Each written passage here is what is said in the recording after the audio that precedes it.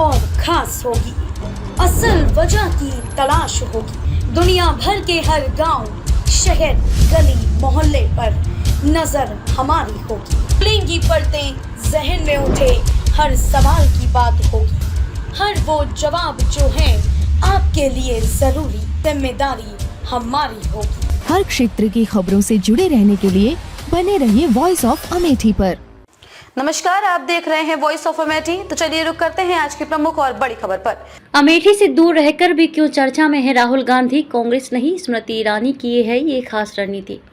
राहुल गांधी अमेठी से चुनाव हारे, अभी नया राजनीतिक ठिकाना वायनाड है। इस बीच अमेठी से उनका जुड़ाव करीब कट सा गया है। 20 फरवरी को यहां पहुंची उनके भारत जोड़ो न्याय यात्रा में भी ना उल्लास नजर आया था और ना ही कांग्रेस नेताओं में उत्साह। संसदीय चुनाव की रंगत के बीच जब भाजपा ने स्मृति ईरानी को मैदान में उतार मोर्चेबंदी शुरू कर दी है, तो वहीं कांग्रेस में प्रत्याशी पर ही मंथन चल रहा है।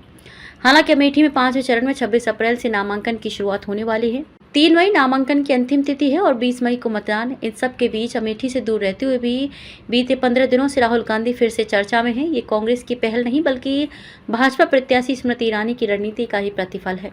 असल में 2019 में राहुल गांधी अमेठी के साथ ही केरल के वायनाड से भी चुनाव लड़े। अमेठी से भाजपा प्रत्याशी स्मृति ईरानी से करारी हार मिली, वहीं वायनाड से जीतकर वह संसद पहुंचे। इस बार भी अभी तक राहुल वायनाड से ही मैदान में है। उनके अमेठी से चुनाव लड़ने पर संशय बरकरार है। यहाँ से कभी प्रियंका गांधी तो कभी रॉबर्ट वाड्रा के नाम की चर्चा हो रही है। समीकरण साधने के लिए स्थानीय प्रत्याशी पर भी मंथन चल रहा है। इस सबके बीच कांग्रेस कुछ भी खुलकर बोलने को राजी नहीं है। पार्टी का मौन कार्यकर्ताओं की दुविधा बढ़ाने वाला है। अब राजनीति के दूसरे पहलू को देखते हुए बिना राहुल भले ही कांग्रेस मौन है, लेकिन भाजपा प्रत्याशी स्मृति ईरानी की सक्रियता ने चाहे अनचाहे राहुल को फिर से चुनावी केंद्र में ला दिया है।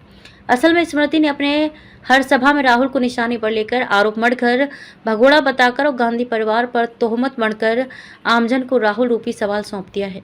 उनके इस कदम ने कहीं ना कहीं अमेठी में राहुल पर नई बहस शुरू कर दी है। ये बहस किस मोड़ पर जाती है, इसका अंदाजा अभी लगाना थोड़ी जल्दबाजी होगी, लेकिन चुनावी सवर में जो मैदान कांग्रेस प्रत्याशी के बिन सुना था, वह अब राहुल के नाम से रोमांचित जरूर करने लगा है।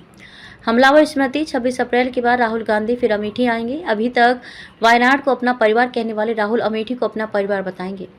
अमेठी को अपना घर कहने वाले 15 वर्ष में यहां अपना घर तक नहीं बनवा सके। अमेठी की पहचान लापता सांसद नहीं बल्कि दीदी के रूप में होती है, जो अपनों के बीच में रहती हैं। लोगों को घर बदलते तो देखा है, लेकिन यहाँ तो राहुल परिवार ही बदल रहे हैं। इंतजार करिए। कांग्रेस जिलाध्यक्ष प्रदीप सिंघल कहते हैं कि अभी तक बताने लायक कुछ नहीं है, सब्र रखिए, इंतजार का फल मीठा होता है। तैयारी के सवाल पर कहना है कि अमेठी से राहुल गांधी चुनाव लड़ेंगे, तैयारी सब है, कहीं कोई दिक्कत नहीं है। समय कम होने के सवाल पर कहते हैं कि ये चुनाव जनता खुद लड़ रही है। और अब अमरोहा से यूपी में सक्रियता कांग्रेस और सपा की प्रदेश में पहली संयुक्त सभा शनिवार को अमरोहा में मिनी स्टेडियम में हुई। लोकसभा चुनाव में ये पहला मौका है जब कांग्रेस नेता राहुल गांधी व सपा के राष्ट्रीय अध्यक्ष अखिलेश यादव ने मिलकर जनसभा को संबोधित किया। दोनों नेताओं ने प्रत्याशी के पक्ष में माहौल बनाने के साथ ही विपक्षी गठबंधन इंडिया की ताकत दिखाने का भी प्रयास किया। इसी के साथ राहुल की अब यूपी में सक्रियता बढ़ने की उम्मीद है। पार्टी सूत्रों के अनुसार वायनाड सीट पर दूसरे चरण में 26 अप्रैल को मतदान होना है। इसके बाद उनकी सक्रियता अमेठी और रायबरेली के साथ ही पूरे प्रदेश में बढ़ेगी। उम्मीद है कि इसी के बाद दोनों जगहों से प्रत्याशी की भी घोषणा हो सके। खबरों में अब तक के लिए बस इतना ही। फिर होगी आपसे मुलाकात ऐसी ही किसी बड़ी और खास खबर के साथ। तब तक के लिए नमस्कार और देखते रहिए वॉइस ऑफ अमेठी।